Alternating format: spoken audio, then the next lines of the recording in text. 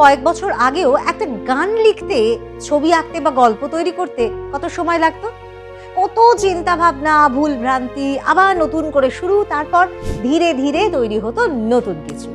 আর আজ একটা মাত্র বাক্য টাইপ করলেই কয়েক সেকেন্ডে তৈরি হয়ে যাচ্ছে ছবি, কবিতা, এমনকি পুরো ভিডিওর একটা স্ক্রিপ্ট। কেমন যেন ম্যাজিক হচ্ছে। কিন্তু এই জাদুর মাঝেই লুকিয়ে আছে একটা অদ্ভুত প্রশ্ন বা একটা রহস্য। আমরা কি সত্যি আরো সৃজনশীল হয়ে উঠছি, নাকি ধীরে ধীরে এমন এক জায়গায় পৌঁছচ্ছি যেখানে আমাদের চিন্তা ভাবনা ক্ষমতা হারাচ্ছে?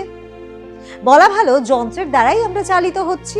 আর এই দ্বন্দ্বটাই কিন্তু আমাদের আজকের আলোচনার বিষয়, প্রম্পট প্যারাডক্স, যেখানে প্রযুক্তি আমাদের ক্ষমতা বাড়াচ্ছে, আবার অজান্তেই সৃষ্টির অর্থটাকেই বদলে দিচ্ছে।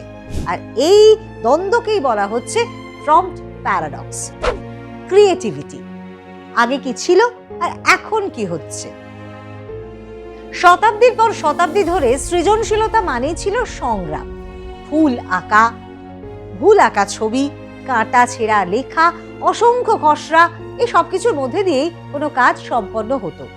একজন শিল্পী বা লেখকের সৃষ্টির পেছনে থাকতো সময়, ধৈর্য আর বারবার ব্যর্থ হবার অভিজ্ঞতা। কিন্তু আজ সৃজনশীলতার কেন্দ্রবিন্দু হয়ে উঠছে প্রম্পট, অর্থাৎ আমরা ভাবনাকে নয়, নির্দেশনাকে গুরুত্ব দিচ্ছি।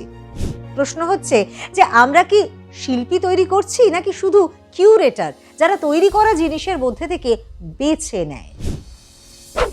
দ্য লস অফ ফ্রিকশন, শেখার পথে বাধা কেন জরুরি? স্মার্ট প্রযুক্তির মূল লক্ষ্যই হলো কাজকে সহজ করা। এটি আমাদের ভুল বাক্য সংশোধন করে দেয়, ছবি ঠিক করে দেয়, কোডের ভুল নিজে থেকেই ঠিক করে দেয়। কিন্তু মনোবিজ্ঞান বলছে শেখার সবচেয়ে গুরুত্বপূর্ণ অংশ হলো এই কঠিন সময়টা। যখন একটি শিশু হাত আঁকতে গিয়ে বারবার ভুল করে, তখন তার মস্তিষ্কে নতুন সংযোগ তৈরি হয়। সে শিখছে অনুপাত, দৃষ্টিকোণ নিয়ন্ত্রণ। কিন্তু যদি এআই কয়েক সেকেন্ডের নিখুঁত ছবি তৈরি করে দেয়, তাহলে সেই শেখার প্রক্রিয়াটাই তো আর ঘটে না। এখানে তৈরি হচ্ছে এক নতুন ঝুঁকি, স্কিল অ্যাট্রফি।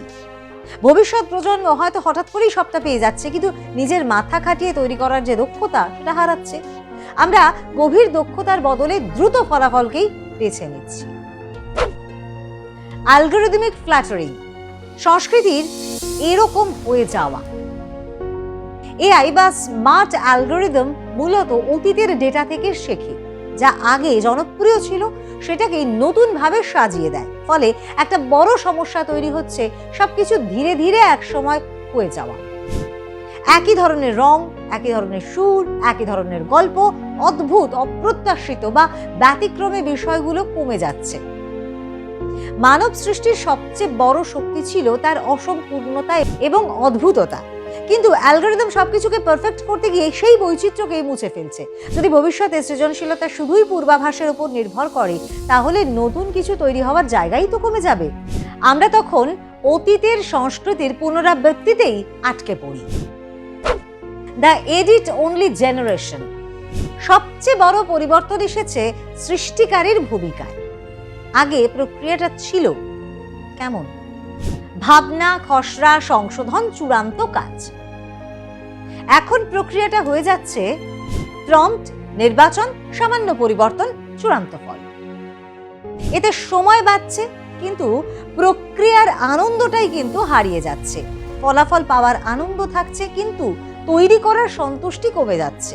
এর ফলে তৈরি হতে পারে একটা অধৈর্য সংস্কৃতি, যেখানে দীর্ঘ সময় ধরে নতুন কিছু শেখাকে অপ্রয়োজনীয় মনে করা হবে। যদি মেশিন 3 সেকেন্ডে কাজ করে দিতে পারে, তাহলে 3 বছর শেখার প্রয়োজন কি? আর এই মানসিকতাই বড় চ্যালেঞ্জ। একই সঙ্গে নতুন প্রজন্ম ধৈর্য, সংযম হারাচ্ছে এই যান্ত্রিকতায়। Creativity versus convenience. প্রযুক্তি সব সময় মানুষের জীবনকে সহজ করেছে। ক্যামেরা আসার পর ছবি আঁকা বন্ধ হয়নি, কম্পিউটার আসার পর লেখা বন্ধ হয়নি। কিন্তু জেনারেটিভ এআই এর পার্থক্য হলো, এটি শুধুমাত্র কাজে সাহায্য করে না, অনেক সময় পুরো কাজটাই করে দেয়। ফলে প্রশ্ন উঠছে, আমরা কি প্রযুক্তিকে ব্যবহার করছি, নাকি প্রযুক্তি আমাদের সৃজনশীলতাকে নির্ধারণ করছে?